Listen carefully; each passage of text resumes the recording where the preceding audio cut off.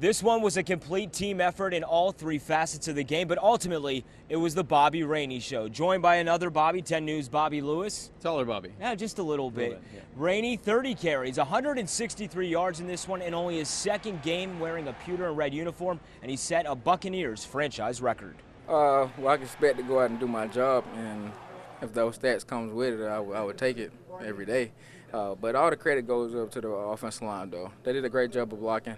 And I did a decent job of finding the holes, finding the lanes, and hitting them. Rainey's 43-yard touchdown run in the second quarter was the longest by a Buccaneers back this season, but that was one of many big offensive plays. They had 41 points, a season high. Yeah, just one play of more than 40 yards on the season coming into today. They had 3 against the Falcons. 2 of them went to Vincent Jackson, who's becoming Mike Glennon's favorite target. 165 receiving yards today, caught a touchdown, his 5th of the season, and that actually was big for Glennon as well.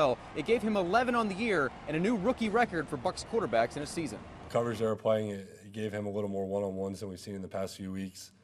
And we've been getting the ball in other people's hands too, so that helps everything, spread it out a little. I mean, I know today he was the majority of our receiving yard. You mentioned the points, 41 today. They scored 42 last year against Oakland. That's the most since the Super Bowl in 2002, so obviously a prolific day for the Bucs. Quite the contrast from the 16-point average we have been seeing. But on the opposite side of the ball, Gerald McCoy, a career day, 3 sacks coming in. He had 3 today, the most he's ever had in a single game.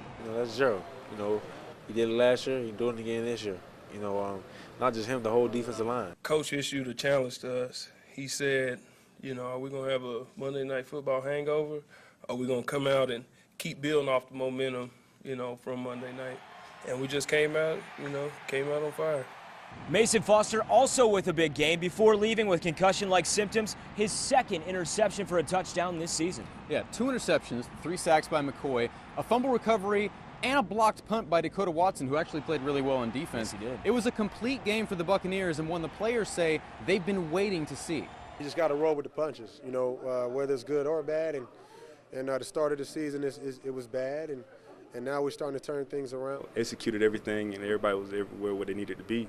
And for the most part, I'm just happy that we took advantage of our opportunity. Shepard came up with a huge play, and like I said, the block punt, things like that, it worked in our favor. Remember, the Bucs actually lost to the Falcons back in Week 7, but since then, Atlanta's 0-4. The Bucs are 2-2. Totally different team, much improved since Week 7. The Bucs have now taken 2 out of their last 3 against Atlanta, and it's really hard to believe the first time they've won back-to-back games in 364 days. They're going to try to make it 3 in a row in Detroit next week. For Bobby Lewis, I'm Chris Fisher. Dave, let's toss it back to you.